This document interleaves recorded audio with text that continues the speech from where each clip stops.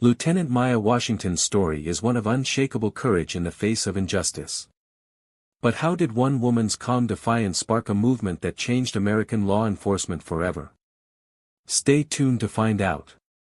Lieutenant Maya Washington stared silently at the officers who'd handcuffed her against her patrol car. Blood trickled from her temple. With one hidden button press on her smartwatch, she activated Protocol Delta 7. She smiled faintly. "Gentlemen, you have exactly 17 minutes to release me." What is Protocol Delta 7, and how did it turn this roadside confrontation into a reckoning for an entire police department? Keep watching to uncover the truth. Before we dive into this incredible story of courage and transformation, let me know where you're watching from in the comments. Hit that like button and subscribe if you're ready to witness how one woman's calm response to injustice changed American law enforcement forever. Now, let's turn back the clock and see how Lieutenant Washington found herself in this life-altering confrontation. The late afternoon sun cast long shadows across the highway as Lieutenant Maya Washington guided her navy blue sedan along Interstate 26 toward Charleston. After 14 years of dedicated service, 2 tours in Afghanistan, and countless accolades, today had marked a significant milestone in her military career. The promotion ceremony had run longer than expected, with several high-ranking officers delivering speeches about her exemplary service record. Her crisp army dress uniform still felt new against her skin, the lieutenant bars on her shoulders catching the sunlight as she drove. Maya was exhausted but satisfied, eager to get home and celebrate with her family who had traveled from Chicago for the occasion. The highway patrol car appeared suddenly in her rearview mirror, lights flashing. Maya checked her speedometer, 63 in a 65 zone. She wasn't speeding. With practiced precision, she signaled and pulled onto the shoulder, placing her hands at 10 and 2 on the steering wheel, a habit her father, a 20-year Army veteran, had drilled into her since she first learned to drive. "Always be extra careful," he'd warned her. "Being black means you don't get the benefit of the doubt." The memory of those words sent a familiar chill down her spine as 2 officers approached, one on each side of her vehicle. The taller officer, whose nameplate read Reynolds, rapped on her window with unnecessary force. Maya lowered it calmly. "Good afternoon, officer. How can I help you?" Officer Thomas Reynolds didn't immediately respond, instead scanning the interior of her car with suspicious eyes. His partner, Officer Bradley Cooper, stood at the passenger window, hand resting on his holster. "License and registration," Reynolds finally demanded, his tone clipped and hostile. Maya nodded, maintaining her composure. "My registration is in the glove compartment, and my license is in my wallet. I'm going to reach for them now, if that's all right." Without waiting for permission, Reynolds barked, "Just hurry up." Maya carefully retrieved her military ID and vehicle registration, which clearly displayed her military plates. She handed them to Reynolds, who barely glanced at them. "This isn't a driver's license," he said, his voice hardening. "Sir, this is my military identification. I'm Lieutenant Maya Washington, United States Army. I'm currently stationed at Fort Jackson and was just coming from a promotion ceremony." Reynolds exchanged a look with Cooper that made Maya's stomach tighten. "Step out of the vehicle, ma'am," Reynolds ordered. "May I ask why?" "I wasn't speeding or violating any traffic laws. Those military plates look suspicious. We've had reports of people impersonating military personnel in this area. Step out now." Maya knew arguing would only escalate the situation. She unbuckled her seatbelt and carefully opened her door, maintaining her military bearing as she stood facing the officers. The contrast was stark, Maya in her full dress uniform, complete with service medals, facing 2 increasingly agitated officers. "Officers, I understand you're doing your job, but I assure you my identification and plates are legitimate. If there's any question, you can contact my commanding officer, Colonel James Harrison, at Fort Jackson." Cooper stepped closer. "Are you telling us how to do our job, Lieutenant?" The way he emphasized her rank dripped with sarcasm. "No, sir," Maya responded evenly. I'm simply offering a way to verify my identity. Reynolds circled her car, running his hand along the trunk. What's in the vehicle? You seem nervous. Maya maintained her composure despite the baseless accusation. I'm not nervous, officer. I'm returning from my promotion ceremony. My dress uniform and personal effects are in the vehicle. Hands on the car. Reynolds suddenly commanded. Excuse me? Maya asked, genuinely confused by the escalation. I said hands on the car now. Reynolds shouted, his hand moving to his holster. Maya complied immediately, placing her palms flat on the hood of her sedan. Sir, may I ask what I'm being detained for? Stop resisting and questioning my authority, Reynolds snapped, though Maya had done neither. As Cooper began patting her down, Maya said firmly, I'm an army officer returning from base. This stop appears to be without cause. I'm going to call my commanding officer. That's when everything changed. Reynolds grabbed her arm roughly, wrenching it behind her back. You don't make calls. You don't give orders here. The impact came suddenly, Maya's temple connecting with the side of her vehicle as Reynolds forced her against it. She felt warm blood begin to trickle down her face. Stop resisting, Reynolds shouted, though Maya had remained completely compliant. I'm not resisting, she said calmly, even as Cooper roughly grabbed her other arm and the cold metal of handcuffs bit into her wrists. With her cheek pressed against the car, Maya could see other vehicles slowing as they passed. A few had stopped entirely, witnesses. Good. As the officers continued their increasingly belligerent behavior, Maya heard the racial slurs they thought were muttered too quietly to hear. These people always think their uniform makes them special, Cooper said under his breath. Probably got it through some diversity program anyway, Reynolds responded. Maya remained silent, her military training kicking in, assess the situation, identify options, execute the most effective strategy. While the officers were distracted, arguing about whether to place her in the patrol car, Maya discreetly pressed her thumb and forefinger against her smartwatch in a specific pattern, 3 short, 2 long. Protocol Delta 7, the emergency response system she had helped develop after similar incidents involving other black service members. In her mind, Maya flashed back to her childhood in South Chicago. Her father sitting her down after a police officer had followed 14-year-old Maya and her friends through the mall for no reason. Maya, baby, this world isn't fair. But you're strong, you're smart, and you'll find ways to change it. Just remember, always keep your dignity. That's something they can never take from you. As if sensing her small act of resistance, Reynolds yanked her roughly away from the car. You think you're special because of that uniform? You people are all the same underneath. Maya remained silent, counting down in her head. The protocol had specific time frames, 3 minutes for initial alerts, 7 minutes for first responders, 12 minutes for command notification, 17 minutes for full tactical response if necessary. Reynolds and Cooper were still arguing about what charges they could invent when the first unmarked black SUV pulled up silently behind their patrol car. Then another, and another. The officers didn't notice immediately, too focused on Maya and their own conversation. It was only when the doors opened and 6 individuals in plain clothes with subtle but unmistakable military bearings stepped out that Officer Cooper nudged his partner. Tom, he said quietly. We've got company. Reynolds turned, his expression changing from annoyance to confusion as more vehicles arrived, creating a perimeter around the scene. Maya allowed herself the smallest smile as she saw the recognition dawn in the officer's eyes. They had made a terrible mistake, and they were about to learn exactly how terrible. The officers thought they had the upper hand, but what happens when a single button press brings the full force of a military protocol crashing down on them? You won't believe how this unfolds.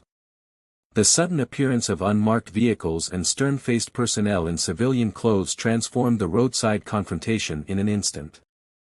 Protocol Delta 7 was officially in motion, a classified military response system that Maya had helped develop specifically to protect service members from situations exactly like this one.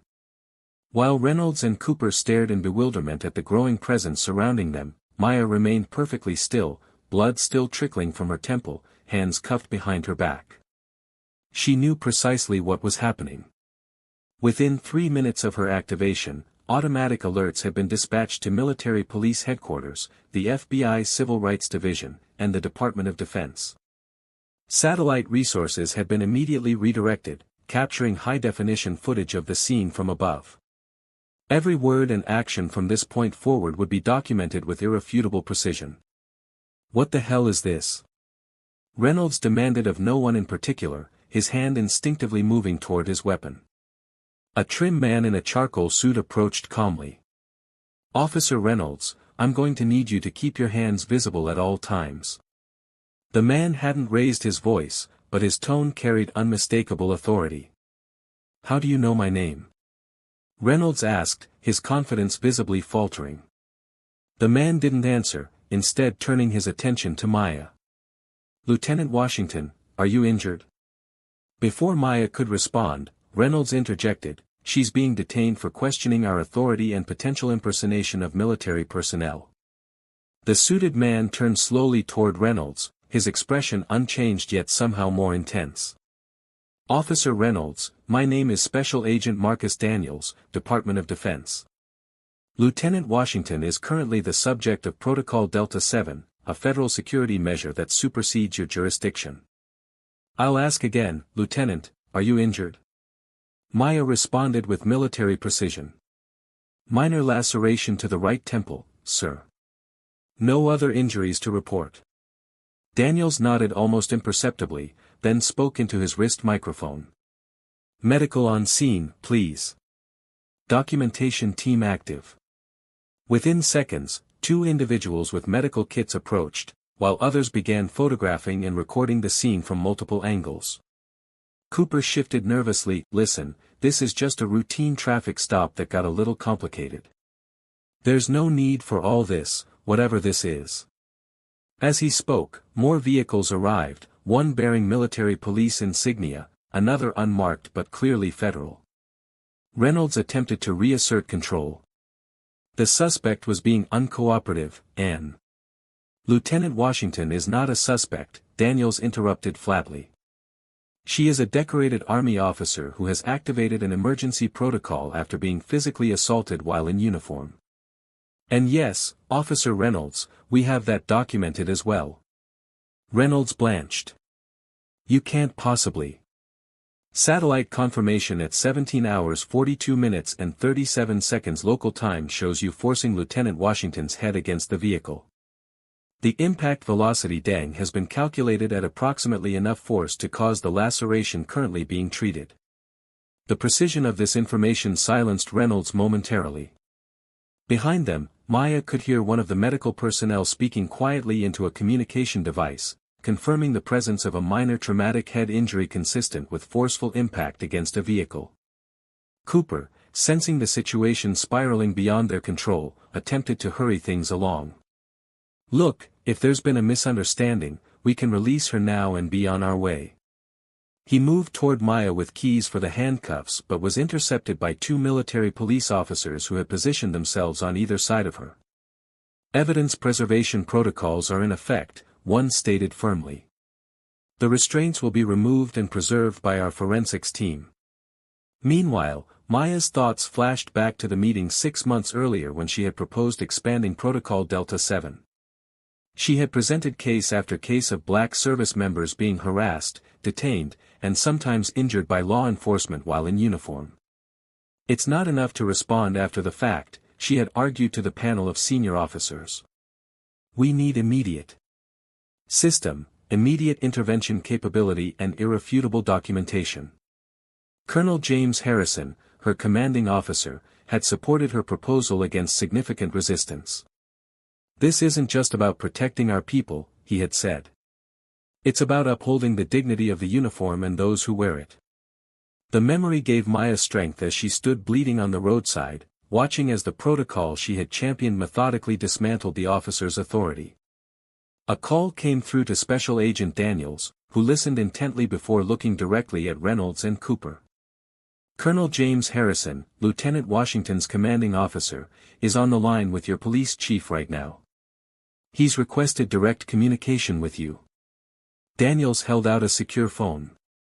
Reynolds reluctantly took it, his face growing increasingly pale as he listened to whatever was being said on the other end. Meanwhile, a tech specialist approached Daniels. "Sir, we've secured the dashcam footage and have begun retrieving the officer's bodycam data remotely." Daniels nodded. "And the satellite feed?" "Continuous coverage from 3 minutes before the incident until present, sir. We also have footage from passing vehicles and witnesses who stopped to record." Cooper, overhearing this exchange, visibly deflated. Reynolds finished his call, handing the phone back to Daniels with a noticeably trembling hand. "There's been a misunderstanding," he mumbled. "Our chief wants us to release the lieutenant immediately and return to the station." Daniels pocketed the phone. "That won't be happening, Officer Reynolds. You and Officer Cooper will remain on scene until our documentation is complete and formal statements have been taken." As he spoke, a helicopter appeared overhead, military, not police, its presence emphasizing the gravity of the situation. The forensics team carefully removed Maya's handcuffs, preserving them in an evidence bag. Medical personnel continued treating her wound while photographers documented it from multiple angles. Through it all, Maya maintained her composure, watching as the system she had helped create performed exactly as designed. 30 minutes after her initial activation of Protocol Delta 7, a black SUV with government plates arrived. Colonel James Harrison stepped out, his face a mask of controlled fury as he surveyed the scene. His eyes softened only when they fell on Maya. "Lieutenant Washington," he said, approaching with respect despite her subordinate rank. "I apologize for the delay in my arrival." Maya straightened to attention despite her injury. "No apology necessary, sir." Harrison turned to face Reynolds and Cooper, who now stood uncomfortably surrounded by military and federal personnel. "Officers," he began, his voice dangerously quiet. "Do you understand what has happened here today?" Neither man responded. "You have assaulted a decorated army officer. You have violated her civil rights. You have disrespected the uniform of the United States military. And you have activated a federal protocol that will examine every aspect of your conduct, your department's policies, and your personal and professional histories with microscopic precision." Reynolds found his voice, though it lacked its earlier authority. "Sir, we were just following procedure for suspicious." "Lieutenant Washington has served 2 tours in Afghanistan," Harrison cut him off. "She has been awarded the Bronze Star and Purple Heart. Today, she was promoted in recognition of her exceptional service developing security protocols for military personnel, including the very protocol that has brought us all here." Cooper looked genuinely ill now. "We didn't know." "That is precisely the problem, Officer Cooper," Harrison replied. "You didn't know because you chose not to see the person standing before you. You saw only what your prejudice allowed you to see." Harrison turned back to Maya. "Lieutenant, are you prepared to proceed with full implementation of Protocol Delta 7? Maya stood perfectly straight despite her injury. "Yes, sir, I am." "Very well," Harrison addressed the assembled personnel. "Complete documentation. Retrieve all digital records. Background investigations at maximum depth. I want everything from parking tickets to private text messages." He looked pointedly at Reynolds and Cooper. "This incident will not be buried. It will not be minimized. It will not be forgotten." As the full weight of what was happening settled over the officers, Maya recalled her father's words once more, "Always keep your dignity. That's something they can never take from you."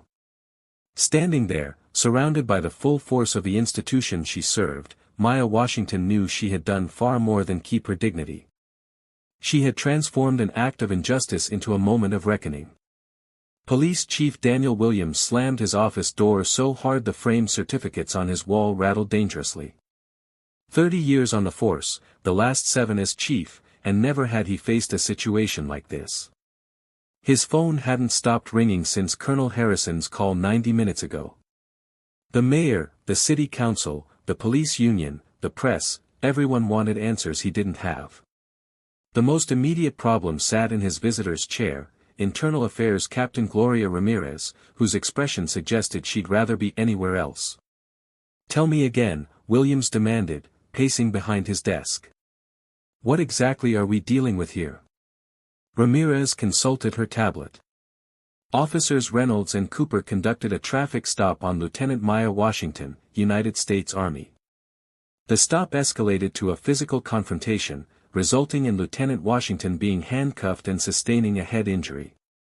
At that point, Lieutenant Washington activated something called Protocol Delta 7, which appears to be a military emergency response system. Williams ran a hand through his thinning hair. "And now we have military personnel, federal agents, and about 5 different agencies crawling through our systems, downloading our files, and interviewing our officers. They've already placed Reynolds and Cooper on administrative leave, pending investigation." "On whose authority?" Williams snapped. "Technically, ours," Ramirez replied, sliding a document across his desk. "You signed off on this cooperation agreement with federal agencies last year. Page 6, paragraph 4, specifically addresses protocols for incidents involving military personnel." Williams didn't bother looking at the document. "This is a misunderstanding. Reynolds and Cooper are good officers. I've known Reynolds since he was a rookie. With all due respect, Chief, the preliminary evidence suggests otherwise." Ramirez tapped her tablet, turning it to show Williams a still image from a dashcam. "This shows Officer Reynolds forcing Lieutenant Washington's head against her vehicle. She was in full military dress uniform, Chief, combat medals clearly visible." Williams stared at the image, his stomach sinking. "There must be an explanation." "There's more," Ramirez continued reluctantly. "The feds have already pulled surveillance footage from 3 businesses along that stretch of highway. They've collected 17 civilian videos from witnesses. They have satellite imagery, Chief. Satellite imagery. And they're running background checks on every officer in the department, starting with Reynolds and Cooper." Before Williams could respond, his phone rang again. "The mayor." Williams answered with a terse, "Not now. I'm in a meeting." The mayor's voice was loud enough that Ramirez could hear it across the desk. "Not now. Are you kidding me, Dan? I've got the governor on the other line and reporters camped outside City Hall. Fix this." The line went dead. Williams placed the phone down carefully, as though it might explode. "Get the union rep in here," he told Ramirez, "and find me something, anything, that explains why my officers would treat a uniformed military officer this way." Ramirez hesitated. "Chief, there's something else you should know. We've been asked to provide all records of traffic stops conducted by Reynolds and Cooper for the past 3 years. The feds are specifically looking at demographic data." Williams felt the blood drain from his face. "Demographics? Race, Chief. They're looking at the race of everyone Reynolds and Cooper have pulled over." As Ramirez left to fetch the union representative, Williams turned to his computer, pulling up the personnel files for both officers. Nothing in their record suggested problematic behavior, a few civilian complaints, all dismissed. Nothing that would explain what he'd seen in that dashcam image. His door opened again, admitting Police Union Representative Michael Donovan and a nervous-looking department IT specialist. "Chief," Donovan began without preamble, "we need to get ahead of this. The union is prepared to issue a statement supporting our officers and questioning the military's jurisdiction in this matter." Williams shook his head. "Not yet. I need to understand what happened first." He turned to the IT specialist. "What have you found?" The young man shifted uncomfortably. "Sir, I've been reviewing our database as requested. Officers Reynolds and Cooper do show a statistical anomaly in their traffic stops. Meaning they pull over black drivers at a rate approximately 4 times higher than other officers patrolling the same areas. And their arrest rates for black individuals following routine stops are 6 times higher than the departmental average. Donovan immediately went on the defensive. That proves nothing. Perhaps they're just more active officers who patrol higher crime areas.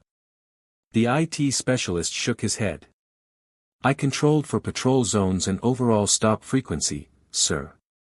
The pattern is more significant. Williams felt a headache forming behind his eyes. What about bodycam footage from today's incident? The IT specialist looked even more uncomfortable.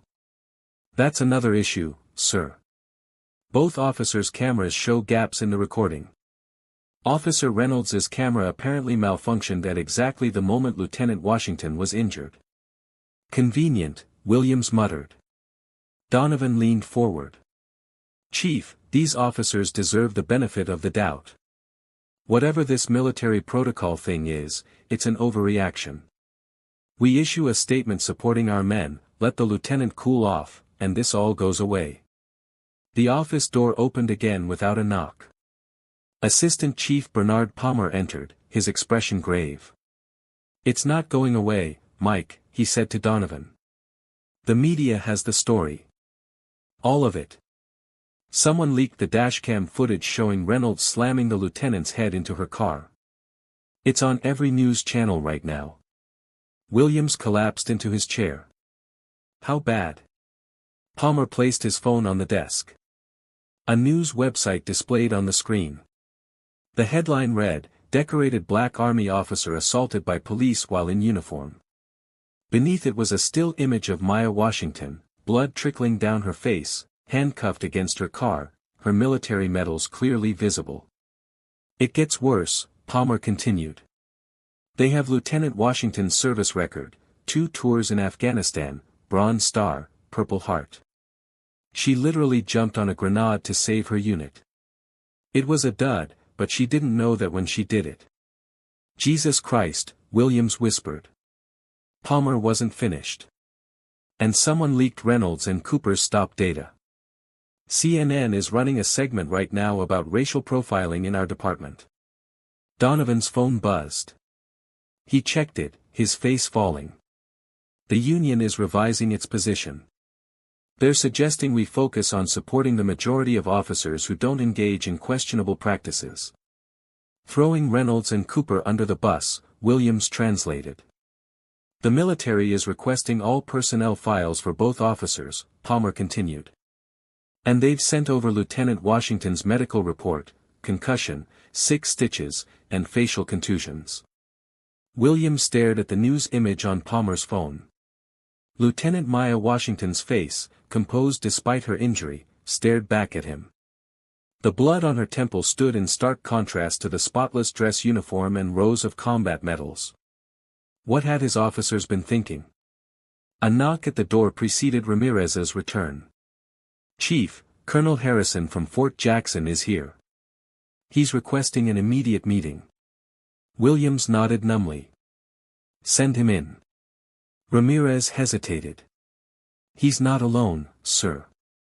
He has Lieutenant Washington with him, along with what appears to be an entire legal team. As Williams steeled himself for the confrontation, his phone rang yet again. The screen displayed DOJ Civil Rights Division. The walls were closing in. When Colonel Harrison entered moments later, he didn't wait for introductions. Chief Williams, he said, his voice perfectly controlled, I believe you have something that belongs to my officer. He gestured to a junior officer who placed an evidence bag on Williams's desk. Inside was Lieutenant Washington's military ID, the same ID Reynolds had dismissed as insufficient. Washington herself entered next, her bearing impeccable despite the white bandage on her temple. She was followed by 3 individuals carrying briefcases who positioned themselves around her like sentries. Williams stood, extending his hand. Lieutenant Washington, I want to express my sincere. Save it, Harrison interrupted. We're not here for apologies. We're here to inform you of how this will proceed. The colonel nodded to one of the individuals with briefcases, who stepped forward. Chief Williams, I'm Major Sarah Winters, Judge Advocate General's Corps. The United States Army is formally requesting all records pertaining to Officers Reynolds and Cooper, including personal communications, training histories, and complete stop data. Additionally, we are expanding our inquiry to include departmental policies, training procedures, and demographic analysis of enforcement patterns. Williams looked to Donovan, who merely shrugged helplessly. "We'll cooperate fully," Williams managed. Lieutenant Washington spoke for the first time, her voice steady. "Will you, Chief Williams? Because we've already identified discrepancies in your record-keeping system, files that have been altered, body cam footage with convenient gaps." Williams felt sweat forming on his brow. "Lieutenant, I assure you." "Your assurances mean nothing," Washington replied calmly. "Your officers assaulted me while I was in uniform. They disregarded my identification. They used racial slurs they thought I couldn't hear. And now evidence is disappearing. But Protocol Delta 7 doesn't rely on your system, evidence, Chief Williams. We have our own." Harrison placed a hand on Washington's shoulder, a gesture of support rather than restraint. "Lieutenant Washington has declined to accept any settlement offers," he informed Williams. "She has also declined to sign any non-disclosure agreements. She wants accountability, Chief. Public accountability." As Williams struggled to formulate a response, Palmer's phone buzzed again. He checked it, then looked up with wide eyes. "Chief, there's a development. Someone just leaked text messages between Reynolds and Cooper from the past year. They're explicitly racist, sir. References to targeting black drivers, jokes about fabricating charges." Williams closed his eyes briefly. When he opened them, Lieutenant Washington was watching him intently, her gaze unwavering. "This isn't just about me," she said quietly. "How many others have your officers harmed who couldn't activate a military protocol? How many lives have they damaged? How long have you looked the other way?" The questions hung in the air, unanswerable. Williams knew in that moment that his department would never be the same. The question wasn't whether there would be consequences, only how far-reaching they would be. "Are you shocked by what's happening in this story?" Comment number 1 if you believe Police Chief Williams knew about his officer's behavior all along, or comment number 2 if you think he was genuinely unaware. This situation raises important questions about accountability in law enforcement. Should department leaders be held responsible for the actions of individual officers? Like and subscribe if you want to see more stories about standing up to injustice, ***. Now, let's see what happens as this investigation deepens and more shocking revelations come to light. The morning sun streamed through the blinds of the FBI field office as Special Agent Camila Rodriguez spread documents across the conference table. 2 weeks had passed since Lieutenant Maya Washington's traffic stop, and what had begun as an incident investigation had evolved into something far more extensive. Rodriguez, a 10-year veteran of the FBI's Civil Rights Division, had been assigned to lead the federal investigation, a task that grew more complex by the day. "What we're seeing is a pattern," she explained to the assembled team of analysts and investigators. "Officers Reynolds and Cooper didn't just happen to target Lieutenant Washington. They've been systematically profiling minority drivers for years." She gestured to a map on the wall covered with colored pins. Each red pin represented a traffic stop of a black driver that resulted in an arrest or citation. Blue pins represented white drivers under the same circumstances. The disparity was immediately obvious: clusters of red pins along certain routes, with blue pins scattered more evenly throughout the jurisdiction. "And this," Rodriguez continued, sliding a document across the table, "is what military intelligence found in Officer Reynolds's personal email." The printout contained a series of messages between Reynolds and other officers, including Cooper, filled with racist language and explicit discussions about targeting minority drivers. "They called it hunting," Rodriguez said, her voice tight with controlled anger. "They specifically positioned themselves along routes frequently used by black commuters." Across town, Maya Washington sat in Colonel Harrison's office at Fort Jackson, reviewing a different set of documents. Despite her injury and the ongoing investigation, She had returned to duty, refusing to allow the incident to disrupt her military responsibilities. "The department's internal investigation is a joke," Harrison said, pushing aside a preliminary report from the Charleston Police Department. "They're trying to frame this as an isolated incident involving two officers with no prior indicators of problematic behavior." Maya nodded, unsurprised. "And our investigation?" Harrison's expression darkened. "Much more comprehensive. Military intelligence has collected over 6,000 text messages, 1,500 emails, and reconstructed deleted social media posts from both officers. The pattern of racial animus is unmistakable and extends back years." He hesitated before continuing. "There's more, Maya. They specifically targeted service members. We've identified 27 incidents in the past 18 months where Reynolds and Cooper pulled over minority military personnel. Most didn't report it officially, just accepted the harassment as part of being black in uniform." Maya absorbed this information silently, thinking of all the men and women who had endured similar treatment without the protection of Protocol Delta 7. Her thoughts were interrupted by a knock at the door. Major Sarah Winters from JAG Corps entered, carrying a thick folder. "The Justice Department is expanding the investigation," she announced without preamble. "They're bringing in their Pattern and Practice Division to examine the entire Charleston Police Department." Harrison raised an eyebrow. "That's significant. Pattern and practice investigations can lead to federal oversight of local departments." "Exactly," Winters confirmed. "And they've requested Lieutenant Washington's participation as a key witness." Maya straightened in her chair. "Of course. Whatever they need." Winters hesitated. "There's something else. The police union has changed tactics. Instead of defending Reynolds and Cooper directly, they're now trying to discredit you, Lieutenant." She placed a document on Harrison's desk. "They've been selectively leaking parts of your military record, focusing on a disciplinary hearing from your first tour in Afghanistan." Maya's jaw tightened. The incident in question had been a disagreement with a superior officer over the treatment of Afghan civilians, a disagreement that had later been vindicated when that same officer was court-martialed for human rights violations. But taken out of context, it could be used to paint her as insubordinate or difficult. "They're trying to change the narrative," Harrison observed. "Make this about your character rather than their officers' actions." "Standard playbook," Winters agreed. "They'll try to paint you as having an agenda or being anti-police." Maya remained calm. "Let them try. My record speaks for itself." As they discussed strategy, across the city, Chief Williams was facing his own crisis.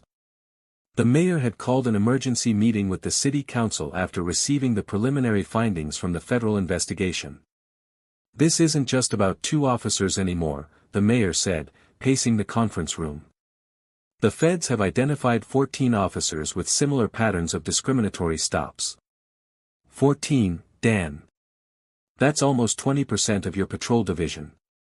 Williams had no defense to offer. The evidence was overwhelming and growing by the day. What had begun with Lieutenant Washington's traffic stop had opened a floodgate. Other victims were coming forward, dozens of them, mostly black citizens who had experienced similar treatment but lacked the resources or platforms to challenge it effectively. "There's something else," the city attorney interjected, looking grim. Lieutenant Washington's grandfather was Sergeant James Washington, 92nd Infantry Division, Buffalo Soldiers in World War II. The significance wasn't lost on anyone in the room. The Buffalo Soldiers were legendary black soldiers who had fought valiantly for a country that still enforced segregation against them. "He returned from war to Charleston in 1945, the attorney continued, where he was beaten by police while still in uniform.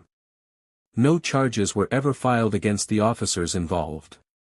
Williams closed his eyes briefly. The historical parallel was devastating, a family legacy of service to country met with discrimination across generations. Meanwhile, at the federal building downtown, Special Agent Rodriguez was interviewing Officer Cooper, who had begun cooperating with investigators in exchange for leniency. "It wasn't just traffic stops," Cooper admitted, his voice barely above a whisper. There was a whole system. Reynolds called it the game. Points for different types of stops and arrests. More points for military personnel because they had more to lose if they resisted. Rodriguez leaned forward. And departmental leadership? Cooper hesitated. They knew. Maybe not the specifics, but the numbers were there. Our arrest statistics for black drivers were off the charts compared to other officers. Nobody ever questioned it. In fact, Reynolds got Officer of the Month 3 times last year. As the investigation expanded, Maya found herself reluctantly thrust into the public spotlight. News organizations requested interviews, civil rights organizations reached out for support, and military service members began sharing their own stories of discrimination using the hashtag in uniform, which trended nationally. Despite the pressure, Maya maintained her focus on the investigation, working closely with federal authorities to document every aspect of the case. The breakthrough came a month after the initial incident when a detective from Charleston PD's Internal Affairs Division approached the FBI with a flash drive. "I can't be seen giving you this," the detective told Rodriguez, "but it's all there. Training materials, unofficial directives, and departmental communications going back 5 years." The contents of the flash drive were explosive, evidence that discriminatory practices weren't just tolerated but effectively encouraged through performance metrics that rewarded high arrest numbers in certain neighborhoods. Most damning was an email chain involving Chief Williams himself, discussing ways to increase department funding through elevated arrest statistics in high-value enforcement zones, a thinly veiled reference to predominantly black neighborhoods. As these revelations came to light, national leaders could no longer ignore the growing scandal. The Attorney General announced a comprehensive investigation into policing practices in Charleston, citing Lieutenant Washington's case as emblematic of a deeper systemic failure to protect the constitutional rights of all citizens equally. For Maya, the widening impact of her traffic stop was both validating and overwhelming. During a rare moment of reflection in her apartment, she gazed at a photograph of her grandfather in his Buffalo Soldier's uniform. "We're still fighting the same battles," she whispered to his image. "But this time, we have proof. This time, they can't ignore us." Her phone rang. Colonel Harrison. "Lieutenant," he said when she answered, "the Justice Department wants to meet tomorrow. They're talking about using your case as the foundation for a national review of police interactions with military personnel of color." Maya took a deep breath. What had begun as a traumatic traffic stop was evolving into something much larger than herself, potentially a watershed moment in addressing systemic discrimination. "I'll be there, sir," she replied, her resolve strengthening. As she ended the call, Maya touched the healing scar on her temple. It would leave a mark, a permanent reminder of that day on the roadside. But perhaps it would also mark the beginning of something more significant: accountability, reform, and long overdue recognition of a problem many had experienced but few had been able to prove so irrefutably. The video exploded across social media platforms with the force of a digital tsunami. Someone within the investigation had leaked the complete dashcam footage showing the entire interaction between Lieutenant Maya Washington and Officers Reynolds and Cooper. Within hours, the hashtags #JusticeForWashington and #ProtectOurProtectors were trending nationwide. The footage was unflinching in its clarity, Maya in her full dress uniform, medals visible, responding with military composure to increasingly aggressive officers. The moment where Reynolds slammed her head against the vehicle was particularly shocking, blood visible against her dark skin and immaculate uniform. Public reaction was swift and polarized. Outside the Charleston Police Department headquarters, protesters gathered by the hundreds, many carrying signs with Maya's image or wearing military caps in solidarity.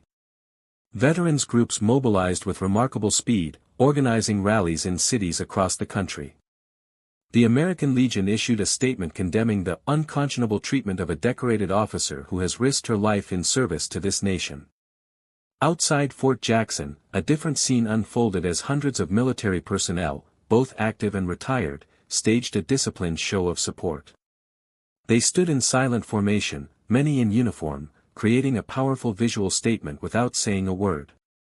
Social media amplified these demonstrations exponentially. Video clips of Maya's calm demeanor during the traffic stop contrasted with the officer's aggression circulated widely, often juxtaposed with images of her military service in Afghanistan. One particularly viral image showed Maya receiving her Bronze Star alongside a still from the dashcam footage with the caption, "She faced enemy fire with courage, then faced enemy police with the same courage." For Maya herself, the public attention was uncomfortable but unavoidable. She had never sought the spotlight, preferring to serve quietly and effectively. Now, her face appeared on news programs, social media feeds, and protest signs. Her military superiors recognized the unique position she occupied and assigned a public affairs team to help her navigate the sudden celebrity. "The narrative is largely supportive," explained Captain Jessica Morris from Public Affairs, showing Maya a media analysis report. "But there's a counternarrative forming in certain circles. They're questioning why you activated a military protocol rather than following standard civilian procedures." Maya nodded, unsurprised. "And the threats?" Morris hesitated. "Increasing, unfortunately. We've identified credible concerns requiring enhanced security measures around your residence and workplace." The backlash wasn't limited to anonymous threats. Officers Reynolds and Cooper, now suspended pending termination proceedings, had become focal points for those who viewed the situation as an attack on law enforcement rather than accountability for misconduct. Their families reported harassment, with Cooper's wife and children relocating temporarily after their home address was published online. Reynolds's parents, both former police officers themselves, appeared on conservative news programs defending their son and questioning Maya's motives. "She had that protocol ready to go," Reynolds's father claimed during one interview. This was a setup from the beginning, an attempt to smear good police officers who risk their lives every day. The polarization extended to political figures as well.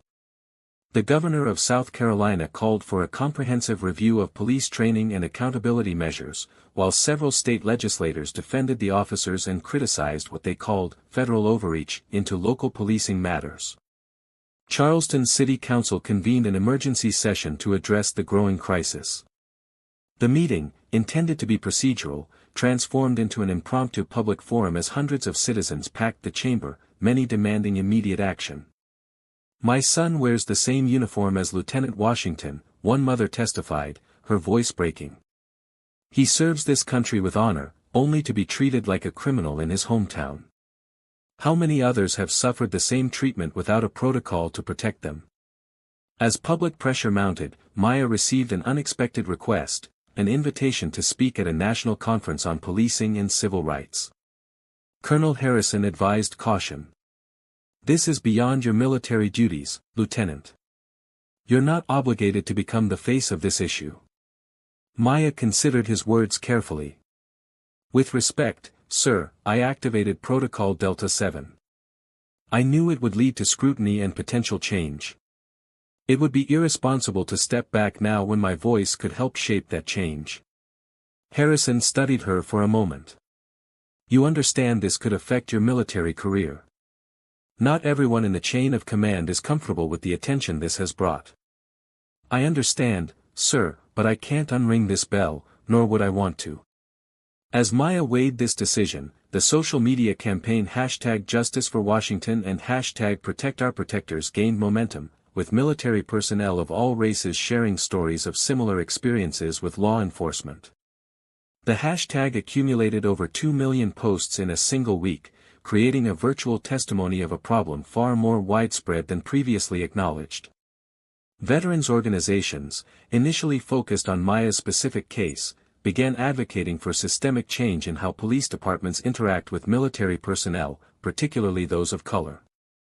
The National Association for the Advancement of Colored People, NAACP, partnered with the Veterans of Foreign Wars, VFW, in an unprecedented alliance, issuing a joint statement calling for national standards for police interactions with military personnel.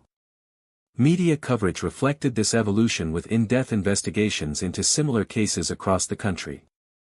Journalists uncovered dozens of incidents where black military personnel had been harassed, detained, or assaulted by police while in uniform. few had received the attention or resolution that Maya's case promised. Through it all, Maya maintained her military bearing, appearing at required hearings and meetings but declining most media interviews.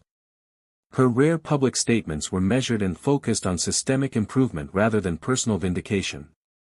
"This isn't about punishment," she told a military publication in a brief authorized statement. "It's about accountability and change. No one who serves this country should fear those sworn to protect their communities." 6 weeks after the initial incident, as the federal investigation continued to expand, Maya finally accepted one public speaking engagement, addressing a joint session of military leadership and law enforcement executives. Standing at the podium in her full dress uniform, the scar on her temple still visible, she spoke with characteristic precision. "I activated Protocol Delta 7, not just for myself, but for every service member who has experienced similar treatment without recourse. This isn't an indictment of all police officers, many of whom serve with honor and respect. It's a call for accountability for those who don't and for the systems that protect them rather than the citizens they're sworn to serve." Her words, broadcast nationally, resonated beyond the military or law enforcement communities. They touched on fundamental questions of equality, accountability, and the treatment of those who serve the nation.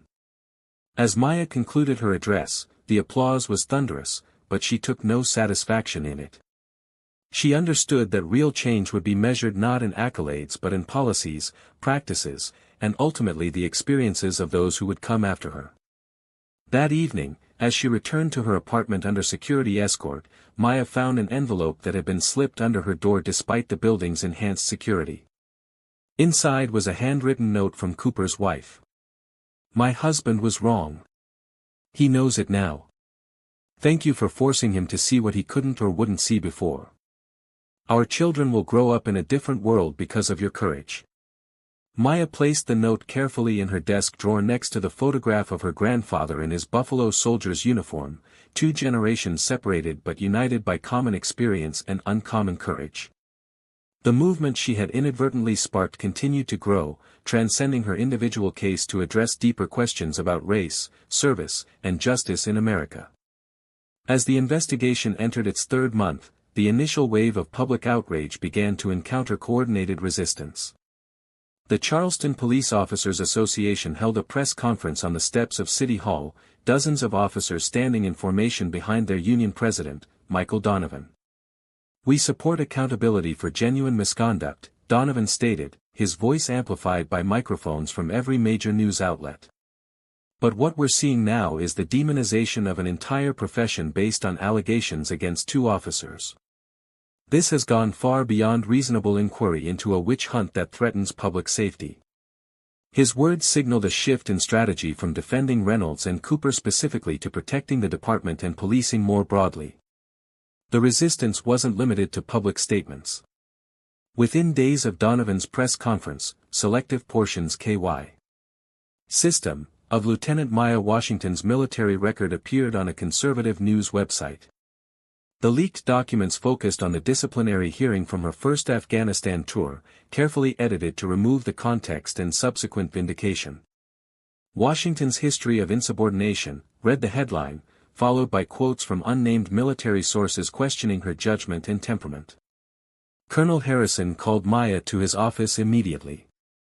"This is a coordinated campaign," he said, sliding the printout across his desk. "They're trying to undermine your credibility before the federal investigation releases its findings." Maya scanned the article, her expression unchanged. "They've omitted the resolution of the hearing, the subsequent court-martial of Major Brennan." "Of course they have," Harrison replied. "This isn't about truth. It's about creating doubt." The attack on Maya's character was just the beginning. Within days, witnesses who had provided statements about the traffic stop began reporting intimidation. A college student who had recorded video of the incident found police cars parked outside his apartment at all hours. An elderly couple who had stopped to help Maya received multiple traffic citations for minor infractions they insisted they hadn't committed. More concerning was the disappearance of evidence from police storage.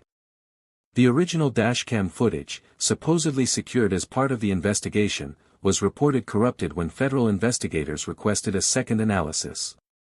Officer Cooper's personal cell phone, containing text messages relevant to the case, was mysteriously reset to factory settings while in police custody.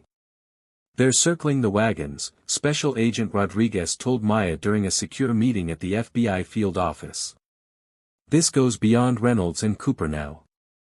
The entire departmental leadership is implicated in the cover-up." Maya nodded, unsurprised. "And the federal investigation?" "Proceeding, but with increased difficulty.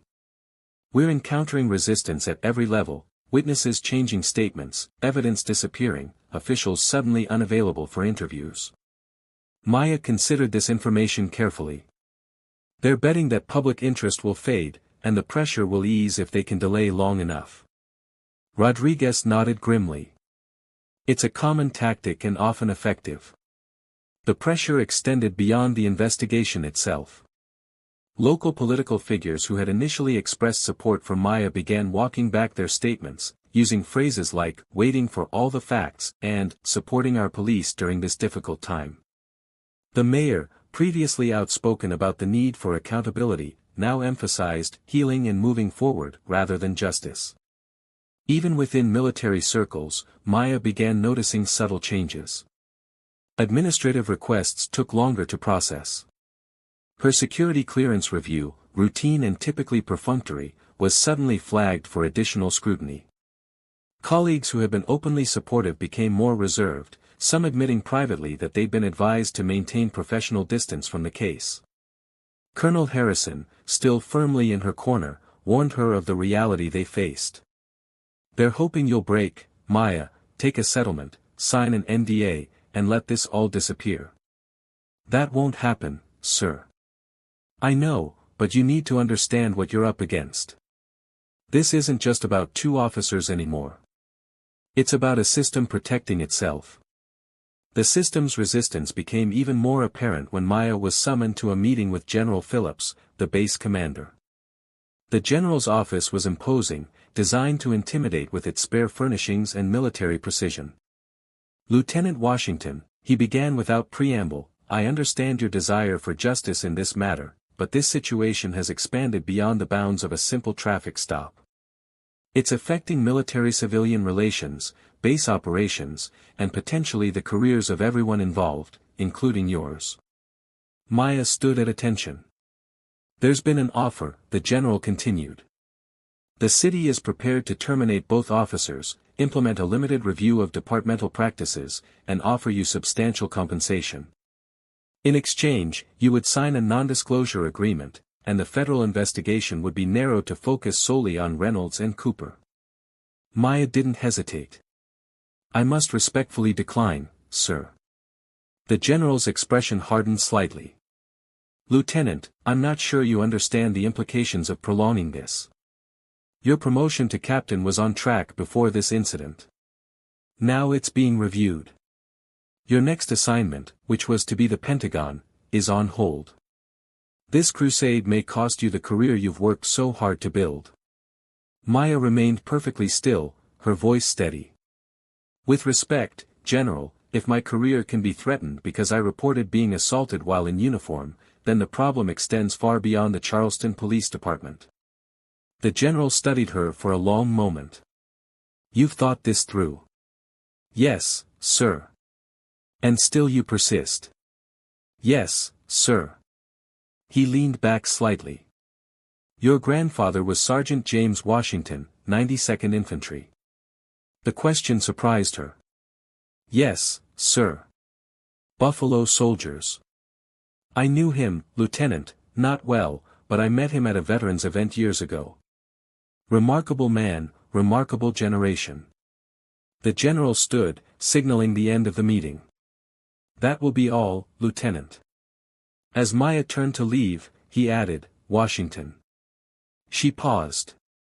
"Sir." He would be proud. The meeting left Maya conflicted. While the general's personal sentiments seemed supportive, the institutional pressure was unmistakable. The system, both police and military, was pushing back against her pursuit of accountability. The resistance took an even darker turn when Officer Reynolds attempted to contact her directly.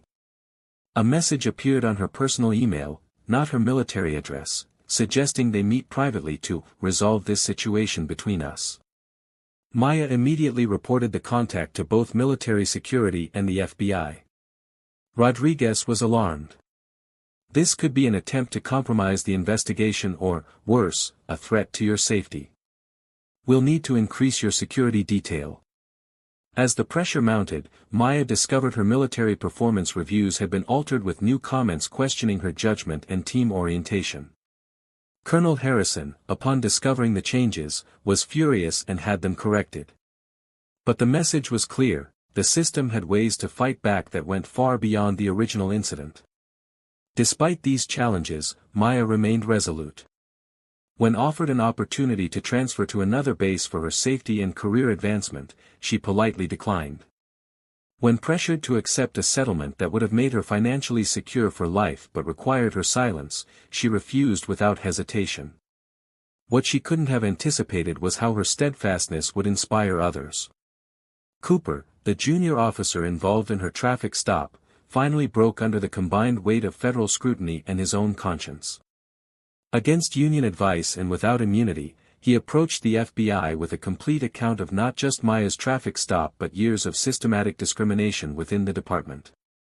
"It wasn't just Reynolds and me," his sworn statement began. "It was policy, unwritten, but clear.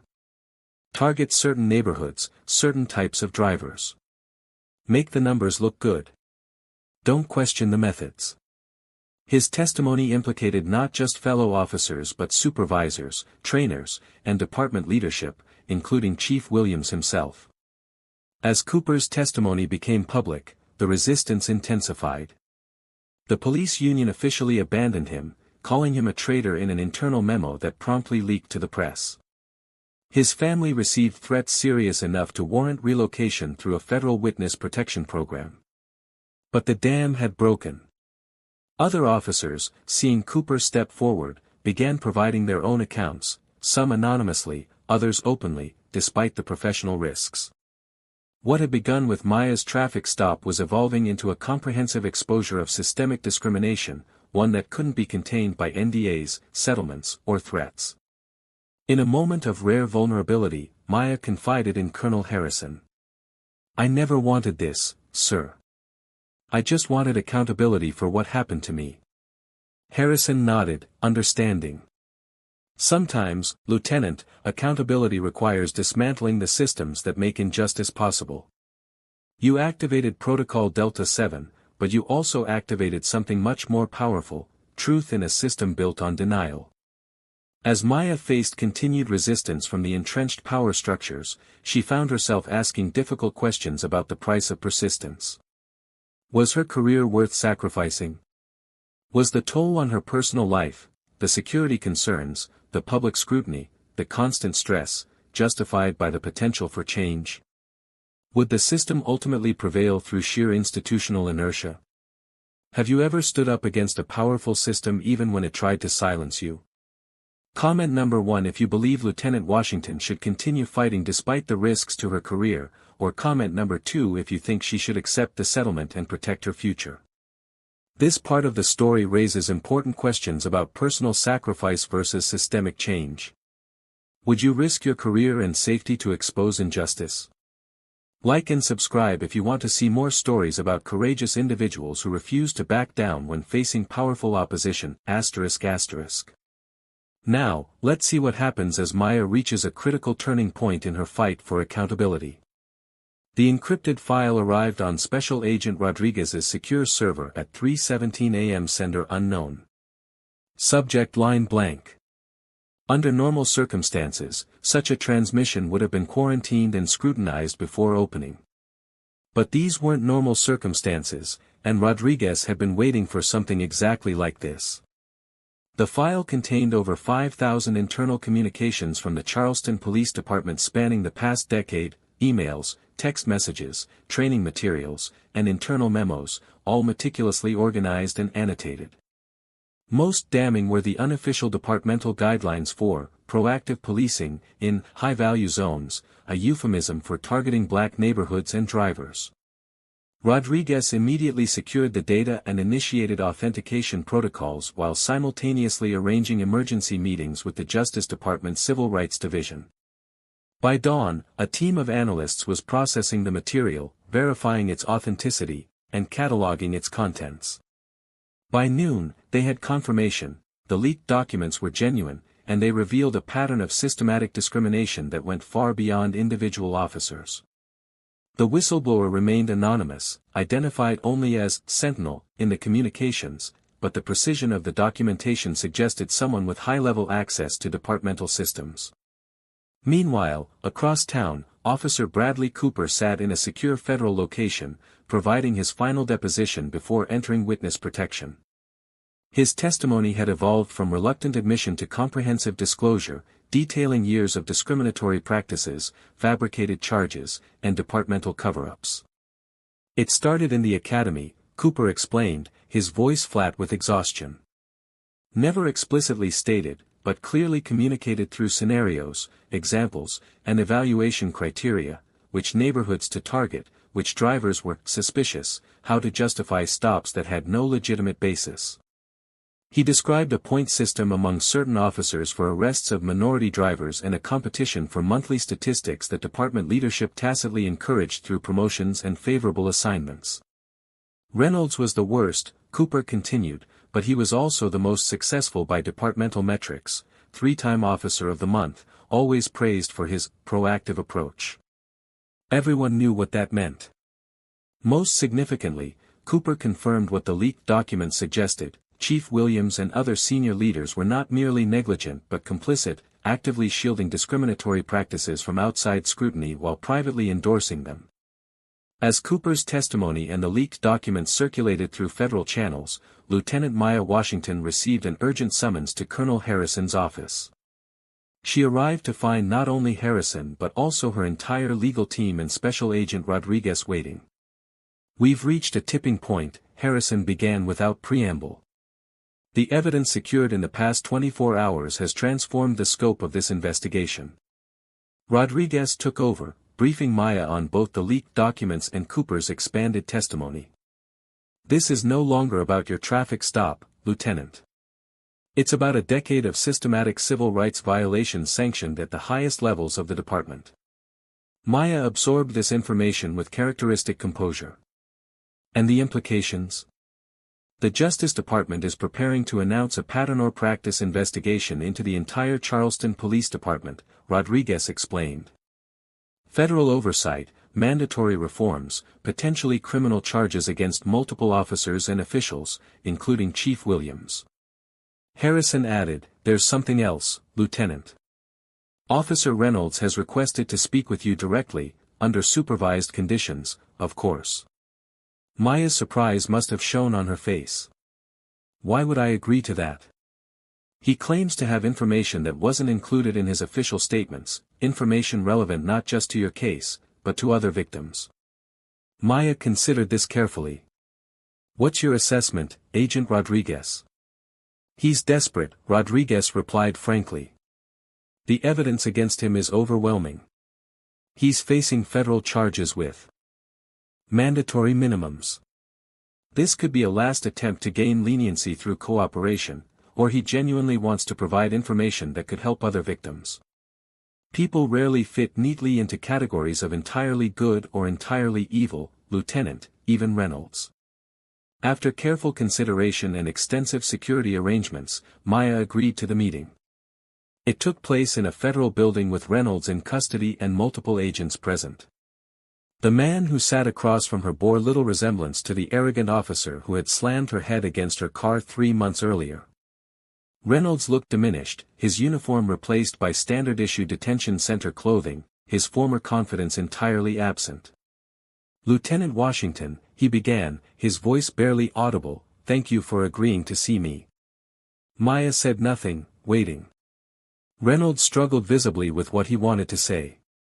"I've done things I can't undo. Hurt people who didn't deserve it.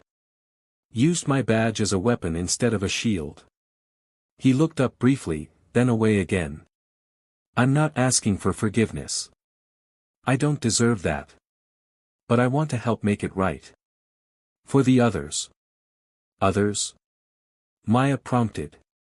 There's a database, Reynolds said, unofficial, maintained outside departmental servers. Every questionable stop, every fabricated charge, every case of excessive force, recorded and preserved as protection, insurance, they called it. In case any officer was ever individually targeted, they could threaten to expose everyone else. Maya glanced at Rodriguez, whose expression confirmed this was new information. Where is this database?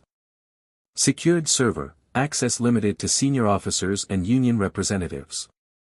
I can provide the access protocols. Reynolds paused. It includes every victim, lieutenant, names, dates, falsified reports, everything, including at least 6 other military personnel in the past year alone. This revelation changed everything. If verified, the database would provide not just evidence for prosecution but potentially a means for hundreds of victims to seek justice. Maya studied Reynolds, trying to discern his motivation. Why are you telling me this now? Reynolds looked at her directly for the first time. Because you didn't break. Because they threw everything at you, threats, bribes, character assassination, and you stood your ground. Because you made Cooper find his conscience, and now maybe I'm finding mine. Too late, but finding it. As the meeting concluded, Maya felt not satisfaction but a profound weariness. The system she had challenged was even more corrupt than she had imagined, the damage inflicted far more extensive. Within hours of Reynolds's revelation, federal agents had secured the hidden database using the access information he provided. It contained records of over 700 incidents involving minorities who had been unlawfully stopped, searched, arrested, or subjected to excessive force, all meticulously documented by the very officers responsible as a form of mutual assured destruction should any one of them face consequences alone. The database proved to be the breaking point for the entire investigation. With evidence this comprehensive and damning, the Justice Department moved swiftly from investigation to action. Chief Williams was placed on administrative leave pending criminal charges for civil rights violations, conspiracy, and obstruction of justice. 11 other senior officers were similarly charged. The mayor announced the formation of a civilian oversight committee with unprecedented authority over departmental policies and discipline. The governor appointed a special prosecutor to review every case identified in the database for potential exoneration and compensation. For Maya, the vindication was bittersweet. The system's corruption had been exposed far beyond what she had initially experienced, revealing hundreds of victims who had suffered without the protection of Protocol Delta 7 or the platform her military status had provided. This was never just about me, she told Colonel Harrison as they reviewed the latest developments. It was about everyone who didn't have a protocol to activate or a uniform to lend credibility to their account. Harrison nodded, understanding. The question now is what comes next. The exposure is just the beginning. Real change requires sustained effort and structural transformation. Maya had been considering this question intensely. With the immediate battle for accountability nearing resolution, she faced decisions about her own future, both within the military and potentially beyond it. The Pentagon position that had been placed on hold was now reoffered, along with the promotion to captain that had been delayed. But Maya found herself wondering if her greatest contribution might lie elsewhere. That evening, as she considered her options, Maya received another encrypted communication, this time directly from Sentinel, the anonymous whistleblower whose leaked documents had broken the case wide open. The message was brief: Lieutenant Washington, what you started with one act of resistance, many of us within the department wanted to support but lacked the courage until we saw your persistence. Change was impossible until you made it inevitable. The database wasn't just insurance for corrupt officers. Some of us preserved it as evidence for a day we hoped would come. That day is here because of you. The message was signed simply, a friend inside. As Maya reflected on these words, she realized that the breaking point hadn't occurred with the leaked documents or Reynolds's confession or even the discovery of the database. The breaking point had come the moment she had refused to accept injustice as inevitable, when she had pressed her smartwatch and activated not just Protocol Delta 7 but a chain of events that exposed a system built on discrimination and denial. The most critical question remained unanswered: would this breaking point lead to genuine transformation, or would the system eventually reassert itself once public attention faded? For Maya Washington, that question would shape every decision that followed. 6 months after Lieutenant Maya Washington's traffic stop, the landscape of law enforcement in Charleston had been fundamentally altered. The Justice Department's pattern or practice investigation had concluded with a consent decree, a legally binding agreement requiring the department to implement comprehensive reforms under federal supervision. Chief Williams had resigned in disgrace, facing multiple federal charges. Officers Reynolds and Cooper had both pleaded guilty, Reynolds to civil rights violations and obstruction of justice, receiving a 10-year federal sentence, Cooper to lesser charges in exchange for his cooperation, with a 3-year sentence and the possibility of early release. Most significantly, the department's leadership had been completely restructured. An interim chief had been appointed from outside the department, a retired FBI civil rights investigator with a reputation for integrity and reform. The Civilian Oversight Committee, originally created as a temporary measure, had been made permanent through city ordinance with expanded powers to review officer conduct and departmental policies. But the most visible symbol of transformation stood at the podium in the department's community room, Maya Washington herself, now Captain Washington, addressing a joint training session of police recruits and military personnel. The uniform, whether police or military, carries both privilege and responsibility, she told the assembled group. It identifies you as someone entrusted with special authority by your community or your country. That trust is sacred and must never be abused. The training program she had developed, now mandatory for all law enforcement agencies in South Carolina, focused on interactions between police and military personnel, with particular emphasis on addressing unconscious bias and de-escalation techniques. It had been adopted by police agencies across the southeastern United States and was under consideration for national implementation. Maya's path to this position had been unexpected. After the federal investigation concluded, she had been faced with multiple opportunities: the Pentagon assignment, lucrative private sector offers, even political overtures. Instead, she had proposed a joint military-civilian oversight initiative, using her unique position to bridge institutional divides and create lasting structural change. With support from both military leadership and federal authorities, the initiative had grown into a comprehensive program addressing systemic discrimination in law enforcement interactions with military personnel and, by extension, all citizens. Our accountability isn't punishment, Maya continued, her voice carrying through the room. It's a foundation for trust. Without accountability, authority becomes tyranny, even when exercised by those with good intentions. Among those attending the session was Officer Bradley Cooper, temporarily released from federal custody to participate in the training program. His testimony against his fellow officers and departmental leadership had been crucial to the case, and his willingness to accept responsibility for his own actions had made him an unlikely but effective advocate for change. Following his supervisor's lead, Cooper had initially participated in discriminatory practices, but his cooperation with federal investigators and subsequent commitment to reform reflected a personal transformation paralleling the institutional changes around him. After the formal presentation, Cooper approached Maya hesitantly. "Captain Washington," he began, his voice uncertain, "I want to thank you for including me in this program. I know many people think I don't deserve to be here." Maya studied him thoughtfully. "Redemption isn't about deserving, Mr. Cooper. It's about actions. Your testimony helped expose a system that harmed hundreds of people. Your continued work helps ensure it doesn't happen again." Cooper nodded, his eyes downcast. "I think about that day every night, what I did, what I failed to do." "Good," Maya replied, not unkindly. "Remember it. Use it. Let it guide every decision you make going forward."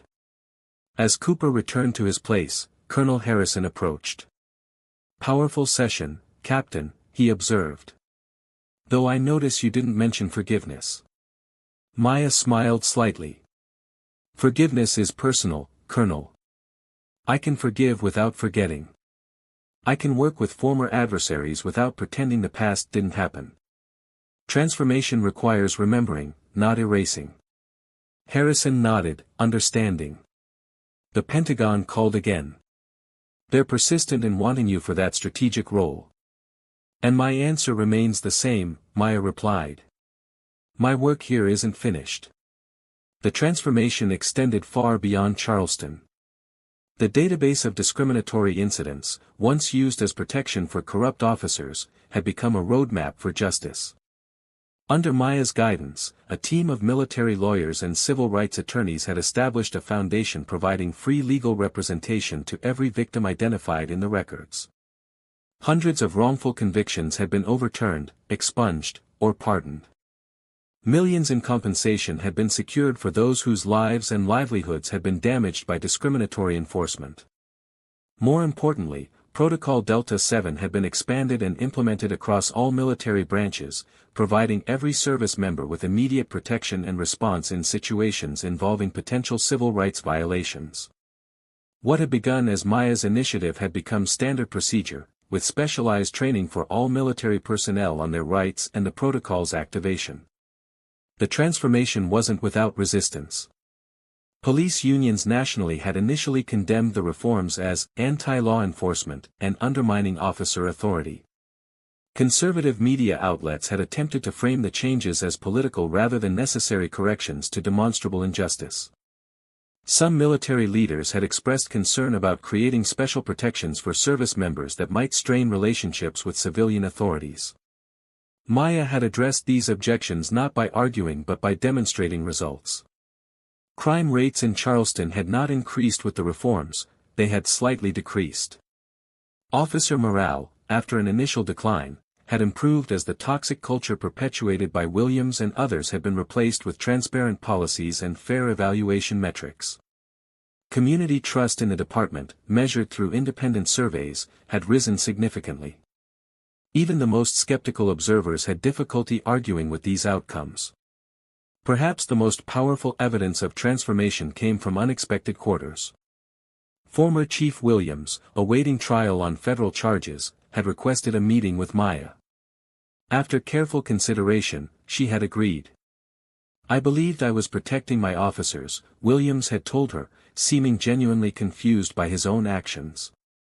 I convinced myself that what they were doing was necessary for public safety.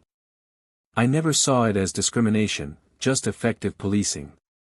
Maya had listened without interrupting. When did you realize you were wrong? Williams had considered the question carefully. Not when I should have, not when the evidence was presented, not even when the charges were filed. He had paused, looking older than his years. It was when I saw the faces of the people in that database, hundreds of them, their lives disrupted or destroyed because of what happened in my department under my leadership. That's when I finally understood. That conversation had reinforced Maya's conviction that transformation required more than policy changes or personnel replacements. It required a fundamental found shift in perspective, seeing the humanity in those previously reduced to statistics or stereotypes. The national conversation sparked by Maya's case had evolved into substantive policy changes at federal, state, and local levels. Congress had passed the Military Personnel Civil Rights Protection Act, establishing clear guidelines for law enforcement interactions with service members and creating enhanced penalties for civil rights violations against military personnel. States had implemented similar protections for all citizens, using the federal legislation as a model. Maya's personal transformation had been equally profound. The lieutenant who had activated Protocol Delta 7 out of necessity had become a captain whose authority now extended beyond military channels into civilian institutions. The reluctant public figure had embraced her platform as an opportunity to create systemic change. The individual victim had become an advocate for hundreds of others. As the training session concluded, Maya remained behind, reviewing her notes for the next day's presentation. A young black police recruit approached hesitantly. Captain Washington, she began, I joined the academy because of you. Because you showed that the system can change if enough people demand it. Maya smiled. The system changes when those inside it change, Officer Davis. Remember that when you're faced with choices between what's convenient and what's right. As the recruit departed, Maya reflected on the transformation that had occurred in the months since her traffic stop, not just in policies and institutions but in individual lives, including her own. The scar on her temple had faded but remained visible, a permanent reminder of both injustice and the power of resistance. What had begun as a moment of trauma had evolved into a movement for accountability and, eventually, a transformation of systems that had seemed immovable. 1 year to the day after Lieutenant Maya Washington had been handcuffed against her vehicle, she stood at the exact spot where it had happened. The roadside on Interstate 26 looked unremarkable. No plaque commemorated what had occurred there. No visible sign indicated its significance. Yet for Maya, now Captain Washington, the location held profound meaning. It marked both a personal trauma and the beginning of a national reckoning. She had come alone, early in the morning before traffic built up, to reflect on the journey of the past year. So much had changed, both in her life and in the systems she had challenged. The Charleston Police Department, once a stronghold of discriminatory practices shielded by a code of silence, had been transformed. The interim chief, who had guided the initial reforms, had stepped aside 6 months earlier, making way for the department's first black female police chief, Dr. Regina Taylor, a former civil rights attorney and law enforcement researcher who had been Maya's first recommendation for the position. Under Chief Taylor's leadership, the department had become a national model for reform, hosting delegations from across the country seeking to implement similar changes. The database of discriminatory incidents that had exposed hundreds of cases of misconduct had led to a comprehensive review of every arrest and conviction involving the officers implicated. To date, 217 convictions had been vacated, with more under review. A victim compensation fund, established through the consent decree, had distributed over $15 million to those wrongfully targeted. Officer Thomas Reynolds was serving his federal sentence at a medium-security facility in Pennsylvania. As part of his plea agreement, he had provided testimony leading to charges against 12 other officers involved in systematic discrimination. More significantly, he had begun working with anti-racism training programs, speaking virtually to police academies about the cultural and institutional factors that had enabled and encouraged his behavior. Officer Bradley Cooper, having served 18 months of his 3-year sentence, had been granted early release to work full-time with the Police Reform Commission. His unique perspective as someone who had participated in discriminatory practices, recognized their wrong, and committed to change had proven valuable in addressing resistance within law enforcement communities. Maya herself had experienced profound changes. Her promotion to captain had been followed by a special assignment creating and implementing the Military Personnel Protection Initiative, a program that had expanded Protocol Delta 7 into a comprehensive system protecting service members from civil rights violations while strengthening relationships between military and civilian authorities.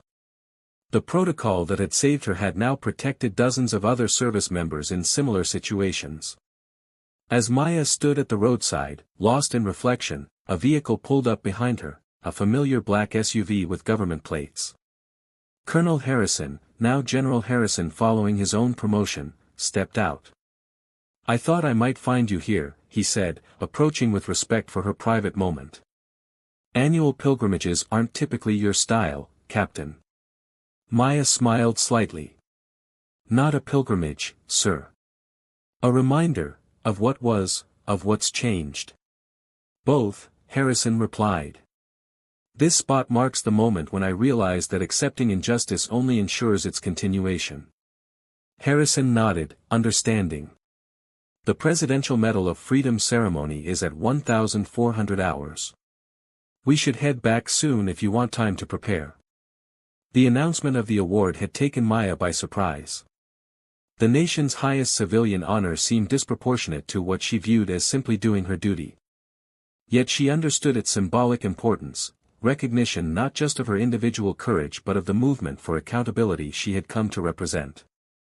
"There's something I wanted to discuss before the ceremony," Harrison said. "The National Oversight Commission the President is establishing, he wants you to lead it." Maya had been anticipating this offer.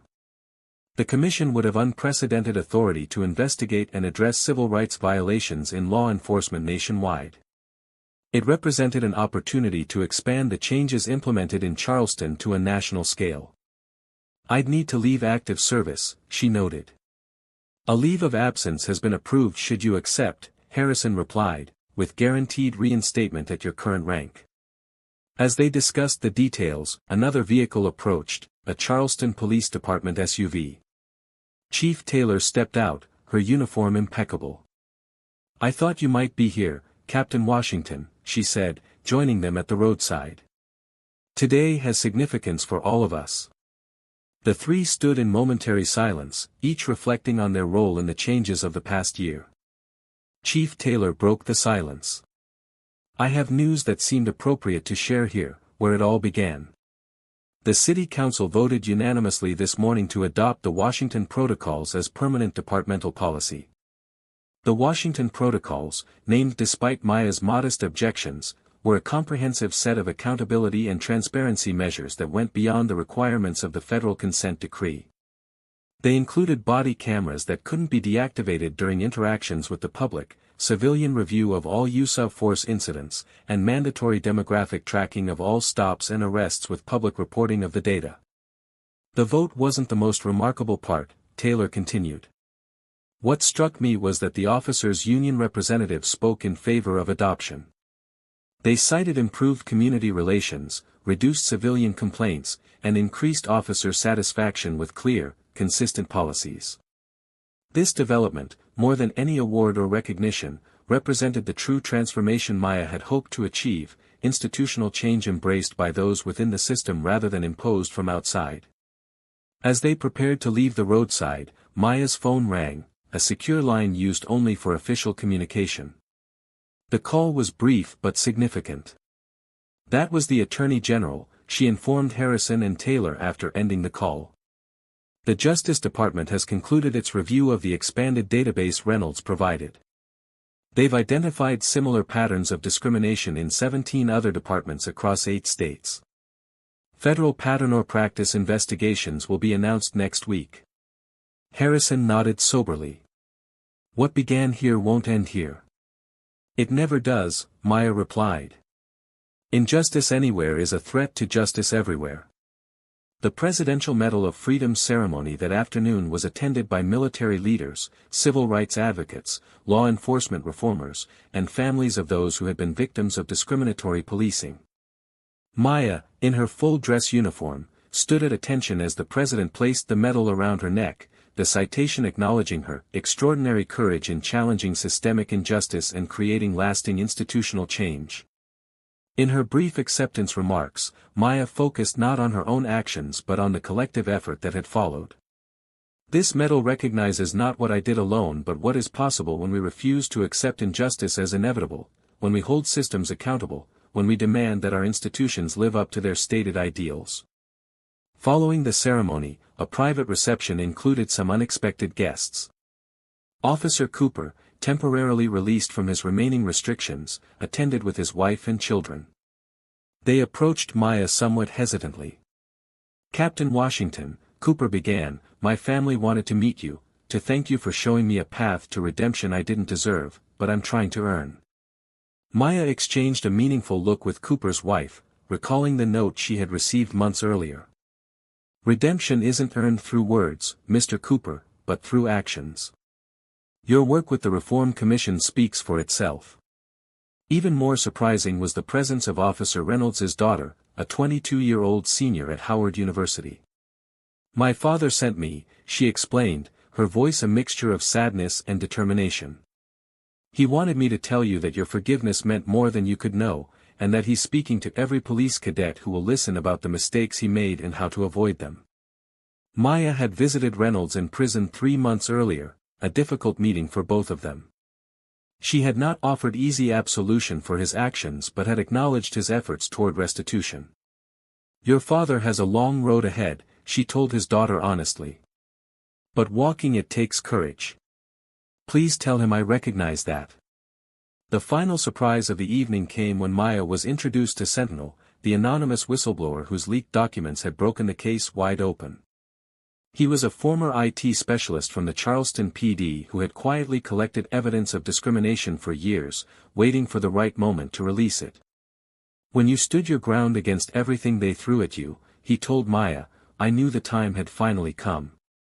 One person with unwavering commitment can create the opening others need to act. 1 week after the Medal of Freedom ceremony, Maya returned to Charleston for a different kind of event, the graduation of a new class of police cadets, the first to complete their training under the fully implemented Washington protocols. At Chief Taylor's invitation, Maya delivered the commencement address. The badge you received today symbolizes not just authority but responsibility, she told the graduates.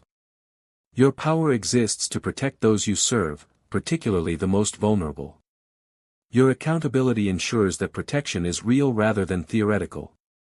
Among the audience were two familiar faces, Thomas Reynolds and Bradley Cooper, both there as part of their respective rehabilitation programs.